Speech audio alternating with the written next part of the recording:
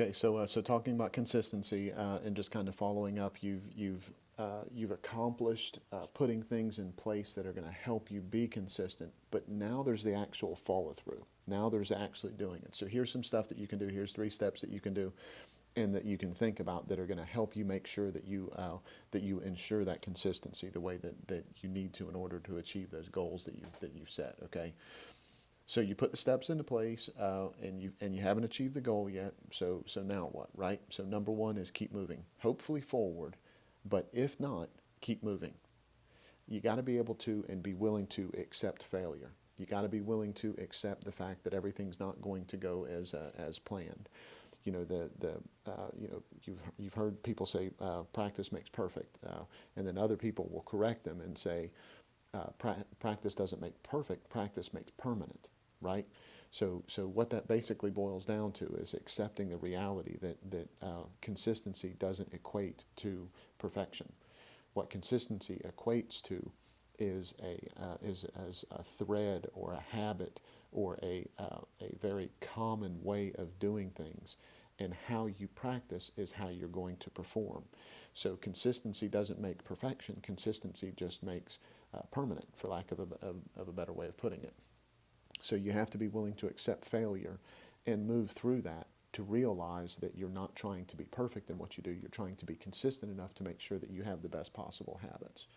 So the second thing that you're going to have to do that's going to be a must if you're going to want consistency in what you do and everything that you do in order to help you accomplish that priority that you're setting is you gotta be accountable, right? And so to start with, especially, accountability is tough on something because you are running into more of those failures, and we'll talk about the reason why in just a second. But you are running into more of those failures. More things aren't happening the way that they're supposed to. Things are not being accomplished at the level that they need to be accomplished in order for you to feel confident in it, right? Because competency breeds confidence. We know that, right? So the more competent you do something, the more confident you feel with it. But to begin with, it's really tough to feel even competent in what you're doing. So you're going to undermine yourself automatically just because you don't have the confidence in it. So you have to have somebody that's an accountability partner or a coach that is going to say, okay, look, it's not perfect, it's not going the way it's supposed to. What is it that you're pulling out of here to make sure that you help keep yourself on track? So having, being accountable or having someone help you be accountable helps you focus on the part that you really need to focus on, which is the small wins that are going to direct you towards that big win of accomplishing that priority that you're trying to accomplish. And then number three, which I alluded to just a second ago, you're going to have to evolve your thinking, but not your priority. Okay, so before we talk about this a little bit, let me pause in this and make sure that I say if the priority really needs to be changed and it's become apparent that it needs to be changed, don't continue chasing a priority that is not going to be one that is a pursuit of a worthwhile goal. You have to make sure it's a pursuit of a worthwhile goal. So so make sure that what you're going after is actually a priority worth having. And sometimes it will be identified as you are being consistent in the process of what you're doing, but most of the time that's not going to be the case. Most of the time what happens is we have a really good priority to start with. Doubt creeps in because our competency has not evolved into confidence yet. And so we step away from doing something and we end up changing our priority and we never accomplish the things that we want to accomplish, right? So evolve your thinking, not your priority, right? And the way that you do that is you constantly feed your willpower. And the way that you feed your willpower is through accomplishment and through confidence, like we talked about. That means that our competency has to be raised.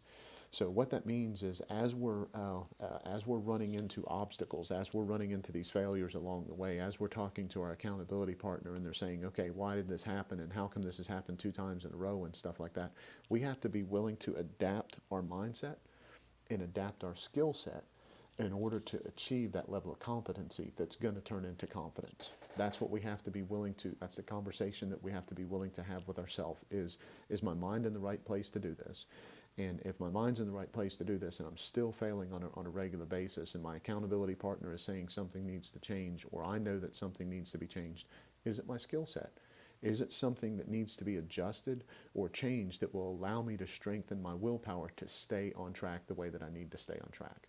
So many times, small adjustments in your learning, so many times, small adjustments in your and your mindset are going to make a big difference in how your willpower feels about accomplishing something. Okay, and so this is not it's not a wonderful example, because it doesn't necessarily happen like this. This is more of a theoretical example. But let's say that you were on a diet, you were trying to lose weight, and every morning, you got up and you worked kind of hard the day before, and things kind of went the way they were supposed to. But you had a cupcake before you went to bed at night, and you get up the next morning and you get on the scale, and you're 1 pound and you're 1 pound lighter. Is that going to be different than if you get on the scale and you're 5 pounds lighter? Of course it is. You want to be 5 pounds lighter. But 1 pound is enough to help you achieve the success that you want. What is the devastating part? The devastating part that stops the consistency on the exercise and dieting that's going to lead to you being at your ideal weight. What stops that consistency is when you get on the scale and you've gained a pound. Or you worked hard and you didn't get the result that you wanted. That is truly a mindset and a skill set situation. That means that maybe you took in too many carbs, or maybe the exercise wasn't the right type of exercise, or maybe your body is actually building muscle and losing fat, and if you're not educated, you don't know that that's actually what's happening. So you stand on the scale, and all of a sudden your body, the scale is saying that it's heavier, but the reality is it's healthier than it was the day before because of what you did. That's the type of adaptation and thinking we need to make sure that we're open to. And again, that's why an accountability partner, a coach, is so important in the situation, is because it allows you to see those little steps for what they actually are. They're steps in the right direction if you know why you're making them, which means your mindset and your skill set have to be in the right place. Okay? Hopefully this will help keep you on track with consistency. If you're listening to this and you haven't listened to to how to get your consistency launched, that's also available. So just listen to that. And as always, Prospect Boomerang just wants to be part of your win.